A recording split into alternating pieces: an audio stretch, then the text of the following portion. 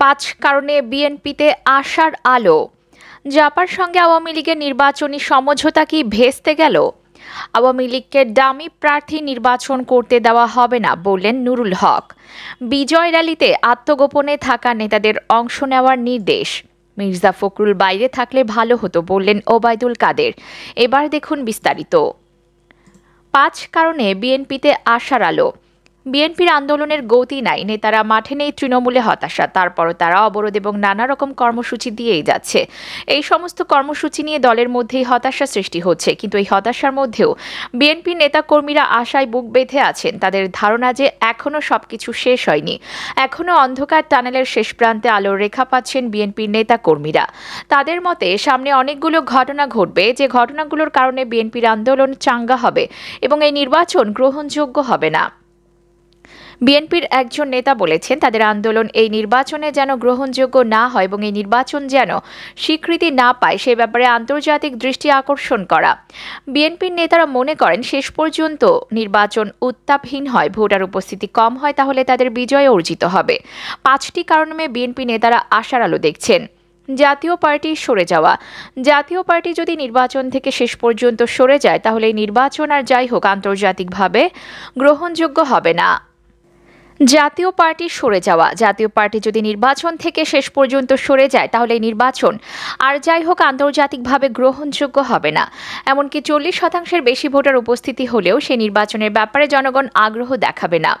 ফলে এরকম একটি নির্বাচনকে আওয়ামী লীগ আন্তর্জাতিকভাবে গ্রহণযোগ্যতা দিতে পারবে না। ফলে বিএনপির একটি নৈতিক বিজয় হবে। ভোটার উপস্থিতি। নির্বাচনে ভোটার উপস্থিতি যেমনটি আওয়ামী লীগ মনে করছে বা চেষ্টা করছে, 40% বা তার বেশি বিএনপি মনে করছে যে নির্বাচনে এই ধরনের পরিস্থিতি হবে না, বরং ভোটার উপস্থিতি 15 থেকে 20% বেশি হবে না। বিএনপি নেতারা বিশ্লেষণ করে বলছেন, আওয়ামী লীগের ভোটারদের অর্ধেক ভোট দেবে, নিরপেক্ষ ভোটাররা কেউ ভোট দেবে না। সারা দেশে আওয়ামী লীগের বিরোধ ও সহিংসতা। নির্বাচনকে ঘিরে ইতোমধ্যে উত্তাপ ছড়িয়ে পড়েছে। বিভিন্ন স্থানে আওয়ামী লীগের সহিংসতা সৃষ্টি হচ্ছে এবং এই সমস্ত সহিংসতা মেটাতে দলের কেন্দ্রীয় নেতৃত্ব হিমশিম খাচ্ছে। আর নির্বাচনে প্রচারণার সময় এই সহিংসতা আরও বেড়ে যাবে বলে তারা ধারণা করছে। ফলে শেষ পর্যন্ত নির্বাচনে যে সহিংসতা এবং নাশকতা হবে, তা দুদিক থেকে লাভ হবে। প্রথমত, আন্তর্জাতিক মহলের কাছে বিষয়টি গ্রহণযোগ্য হবে না। দ্বিতীয়ত, জনগণও এই সমস্ত সহিংসতার কারণে ভোট কেন্দ্র বিমুখ হবে। এটি বিএনপির জন্য ইতিবাচক হতে পারে বলে তারা মনে করছেন। অখণ্ড বিএনপির অনেক নেতা মনে করে যে সরকার বিএনপিকে ভাঙার জন্য বহু চেষ্টা করছে। শাহজাহান ওমর তার প্রমাণ। কিন্তু শেষ পর্যন্ত এই নির্বাচনে কেনা বেচার হাটে বিএনপির খুব বেশি নেতাকর্মীকে তারা পথভ্রষ্ট করতে পারেনি। এটা তাদের নৈতিক বিজয়। শরিক দলগুলোর অবস্থান। বিএনপি মনে করেছিল অনেক শরিক দল হয়তো শেষ পর্যন্ত নির্বাচনের পথে পা দেবে। এ নিয়ে বিএনপির মধ্যেও এক ধরনের শঙ্কা ছিল, কিন্তু শেষ পর্যন্ত কল্যাণ পার্টির চেয়ারম্যান ছাড়া আর কেউ সে পথে যায়নি। অপরদিকে জাপার সঙ্গে আওয়ামী লীগের নির্বাচনী সমঝোতা কি ভেস্তে গেল? আওয়ামী লীগের সঙ্গে জাতীয় পার্টির আসন সমঝোতা শেষ পর্যন্ত ভেস্তে গেছে বলে একাধিক দায়িত্বশীল সূত্র জানিয়েছে।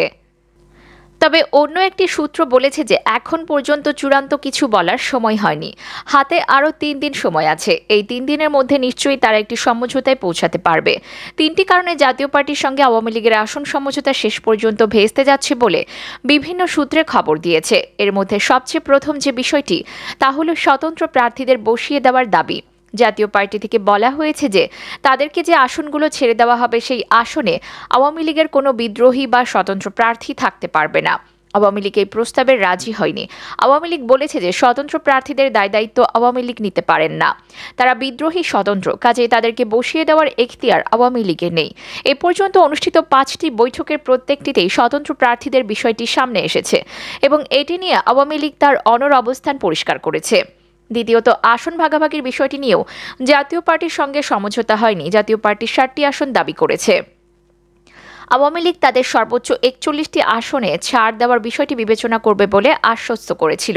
এই 41টি আসনে নৌকা প্রতীকের কোনো প্রার্থী প্রতিদ্বন্দ্বিতা করবে না।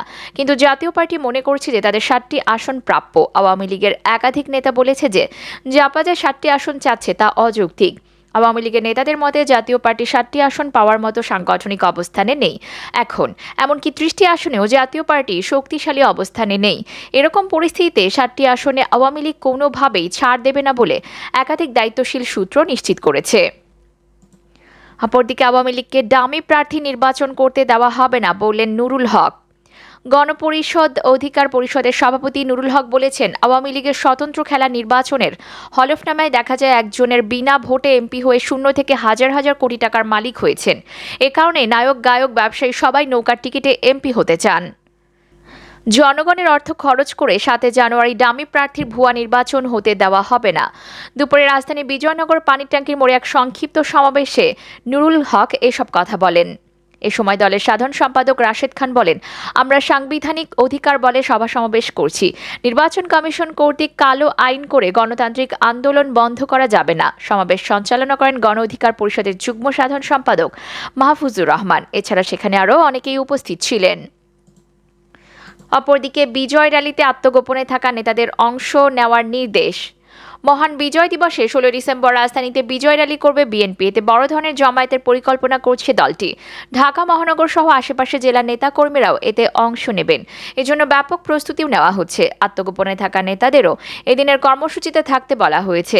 এছাড়া শহীদ বুদ্ধিজীবী দিবস উপলক্ষে মিরপুরের শহীদ বুদ্ধিজীবী মাজারেও যান তারা।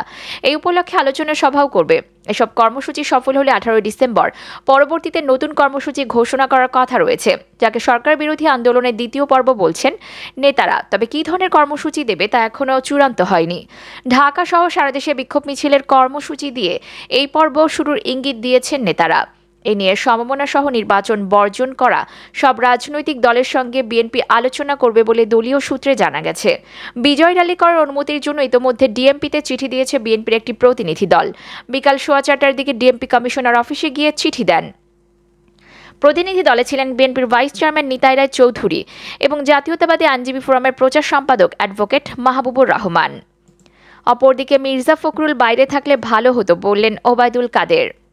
বিএনপি মহাসচিব মির্জা ফখরুল ইসলাম আলমগীর কারাগারে থাকায় তার সঙ্গে প্রতিনিয়ত চলা বাকযুদ্ধের অনুপস্থিতি উপলব্ধি করেছেন বলে জানালেন আওয়ামী লীগের সাধারণ সম্পাদক ওবায়দুল কাদের। দুপুরে রাজধানীর ধানমন্ডিস্থ আওয়ামী লীগ সভাপতি রাজনৈতিক কার্যালয়ে সাংবাদিকদের প্রশ্নের জবাবে একথা জানান তিনি।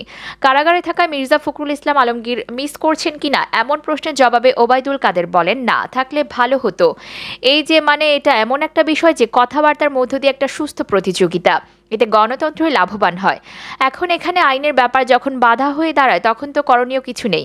থাকলে ভালো হতো, উনি আমার কথার জবাব দেন, আবার আমি তার কথার জবাব দেই। এটা তো এক ধরনের, এটা একটা ইন্টারাকশন এক্সচেঞ্জ, এটা একটা ফাইন এক্সচেঞ্জ। আওয়ামী লীগের সাধারণ সম্পাদক বলেন, আমি অভ্যাসগতভাবে মিস করা বলি ওইভাবে বলতে চাই না। আমি বলছি ওনার সঙ্গে প্রতিদিনই যে কথাবার্তা, যে কাউন্টার হয়, বিভিন্ন প্রশ্নের জবাব দিতে গিয়ে তিনিও আক্রমণ শানিত করেন, তো সেটার জবাব দিতে ভালো লাগে। আক্রমণ শানিত করলে তার সঠিক উত্তরটাও আমাদের দিতে হয়। সেদিকটা অবশ্যই এখন অনুপস্থিত, এটা ঠিক। মিস্টিস এগুলো বলতে চাই না।